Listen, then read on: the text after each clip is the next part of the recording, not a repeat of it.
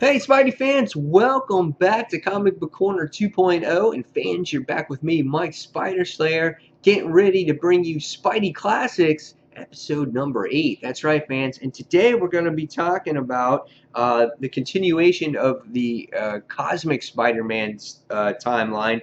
And this has to do with Amazing Spider-Man, issue number 327. That's right, guys. Cool cover here. You can see that Spider-Man is doing battle against Magneto, and that's basically what this issue really focuses about here. Is Magneto doing battle against Spider-Man about uh, Magneto basically going after him because he thinks he could be possibly a mutant, but his powers have manifested later on in his life, kind of like what happened with Magneto. Now, this book is written by David Michelin, and the artwork is done by Eric Larson. At this time, this was taking place in December of 1989, and this is when Eric Larson was really first getting his run on the Amazing Spider-Man title. There was lots of controversy with his artwork, saying that it didn't compare to Eric Larson, or I'm sorry, to Todd McFarlane, that he was a wannabe. And it's kind of funny now how they work for the same company and that they started Image. Um, but we can see his artwork in here when it comes to the details he put into Spider-Man's drawings or whatnot. As you can see, the paneling is very well done in this issue. There's some like real small paneling to get in certain scenes of characters' facial expressions. Larson likes to over exaggerate a lot, so we can see Kingpin here as not only is he like super large, he's ginormous. At the time, we had big hair in the late 80s, early 90s, and we get to see girls in this book with just over exaggerated, over the top hair, and that's how Mary Jane was drawn as well in this particular issue here too. However, she looks gorgeous. She's just that red bombshell that we all know and love.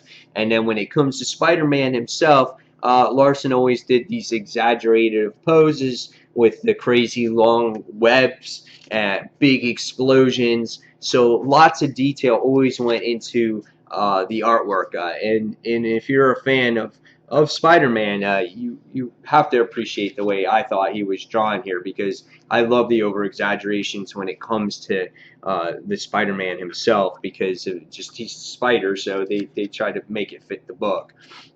And cool one-page splash page here with the two characters.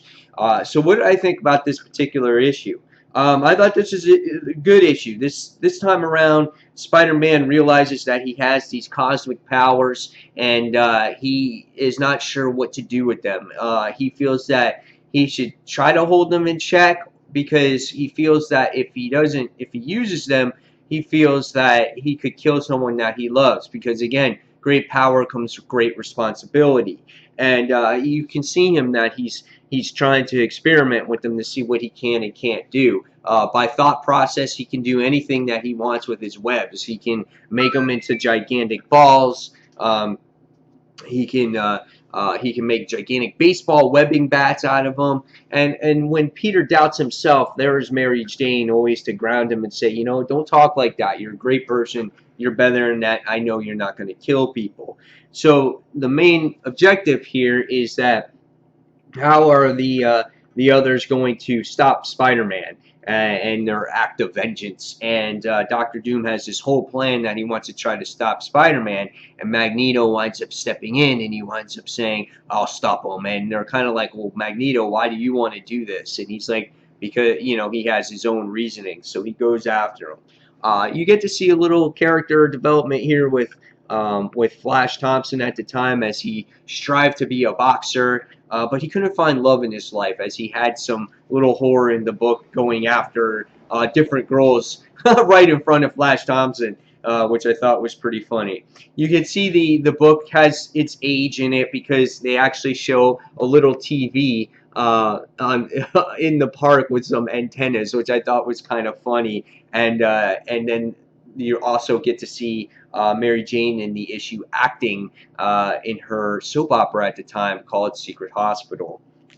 So as Spider-Man wants to continue to test his powers, he goes over to a junkyard and starts zapping some cars, seeing what he can and what he can't do. He tests his strength. He lifts this huge barge and whatnot, and all of a sudden Magneto comes into play. And we get to see the battle between these two erupt as the issue goes along here. And great action sequences, and I really enjoyed the issue. As time went on in a particular issue, though, Magneto finds out that Spider-Man is not a mutant, because usually you specialize in one mutant power, and Spider-Man looked like he had many, whether it was manipulating his webs, his super strength, or his flight that he winds up discovering in the issue. Magneto just says, well, I want nothing to do anymore with Spider-Man. So he kind of just takes off and leaves him alone. So it's just like Magneto is after for himself his own purposes and just leaves.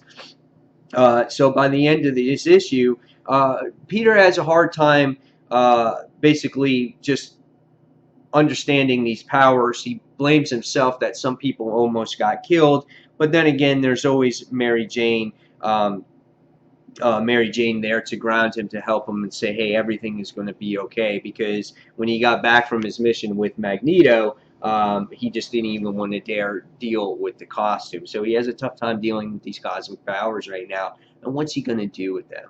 So I thought this was a good issue. This continues the whole cosmic spider timeline. Really enjoyed it. Fun issue. Great action, nice artwork.